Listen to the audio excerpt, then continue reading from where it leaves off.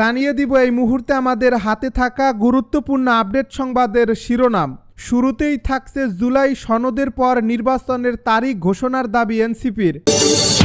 এবারে জানিয়ে দিব সব দল ডিসেম্বরের মধ্যেই নির্বাচনের মত দিয়েছে বলে মন্তব্য বিএনপি নেতা সালাউদ্দিনের।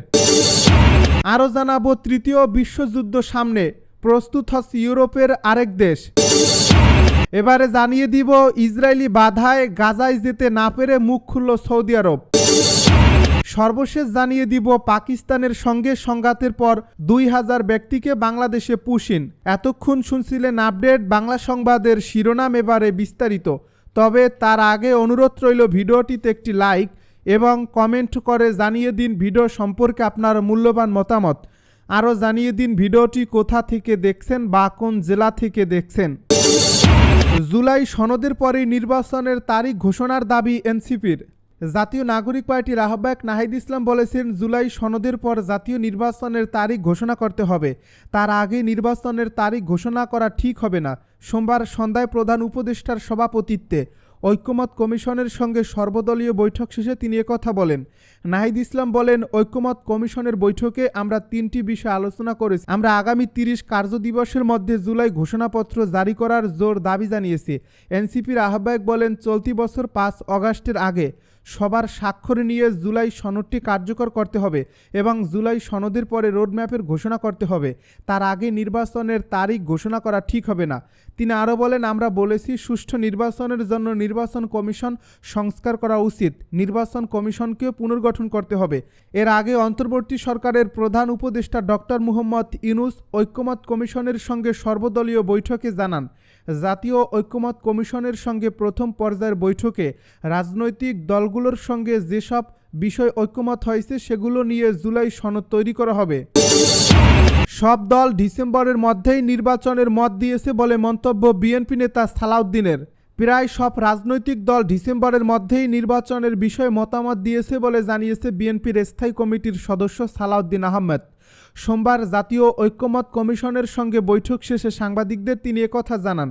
বিএনপির এই নেতা বলেন, আমরা আলোচনার মধ্য দিয়ে গুরুত্বপূর্ণ ইস্যুগুলোতে কাছাকাছি আসতে পেরেছি। আমরা সেটাই গ্রহণ করব যেটা জাতির জন্য বৃহত্তর স্বার্থ সংরক্ষণ করবে। এটা জাতীয় নীতিতে গৃহীত হলে এ জাতির মধ্যে একটা ঐক্য তৈরি হবে। আমরা সেটাই গ্রহণ করব যে প্রস্তাবগুলো সংবিধান ও শক্তিশালী গণতান্ত্রিক রাষ্ট্র হবে। রাষ্ট্রের সব কিছুর মধ্যে একটা ভারসাম্য সৃষ্টি হবে। এর মধ্য দিয়ে বিপুল সংখ্যক জনগোষ্ঠীর যে আকাঙ্ক্ষা তা বাস্তবায়ন করতে পারব। বিএনপি নেতা সালাউদ্দিন আরও বলেন, আমরা মনে করি ডিসেম্বরের ভেতরে জাতীয় নির্বাচন অনুষ্ঠান করা সম্ভব। আগেই জরুরি ভিত্তিতে যে সব সংস্কার করা প্রয়োজন, বিশেষ করে নির্বাচনমুখী সে সমস্ত সংস্কারগুলোকে চিহ্নিত করে আমরা ঐক্যমতের মাধ্যমে সেগুলো বাস্তবায়ন করি। এমন কোনো সংস্কার নেই যেগুলো 1 মাসের মধ্যে বাস্তবায়ন করা সম্ভব হবে না।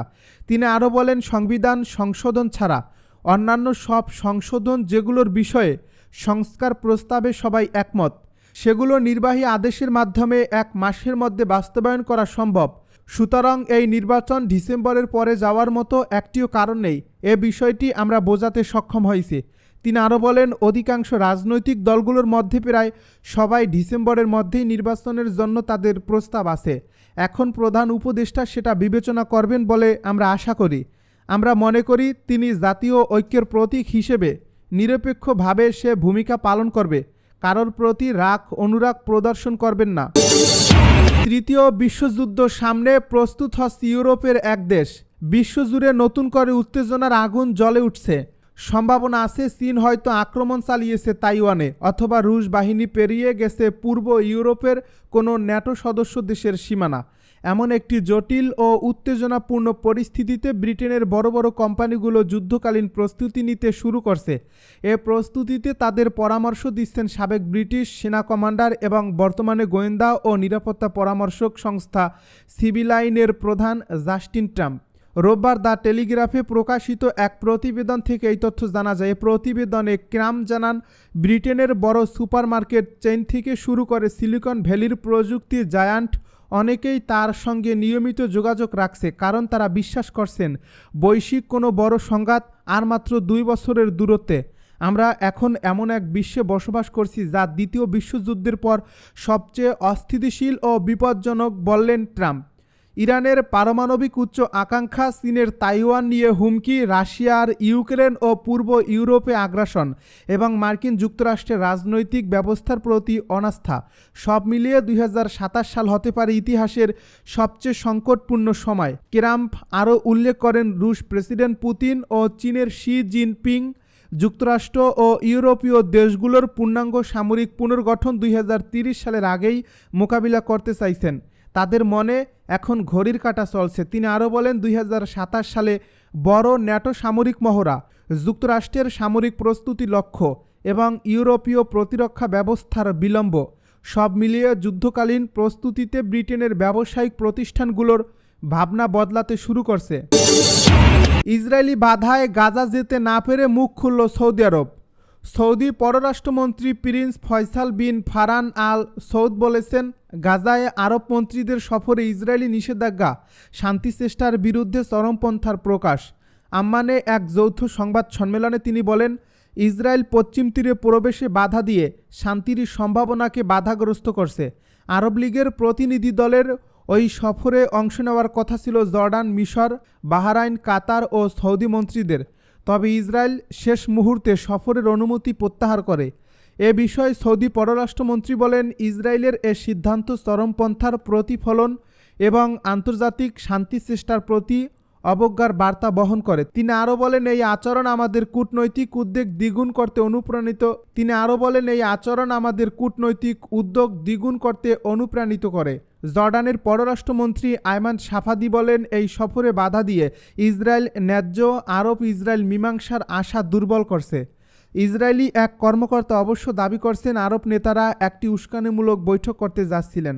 আগামী 17 থেকে 20 জুন নিউ ইয়র্কে ফ্রান্স ও সৌদি আরবের যৌথ সভাপতিত্বে একটি আন্তর্জাতিক সম্মেলন অনুষ্ঠিত হতে যাচ্ছে।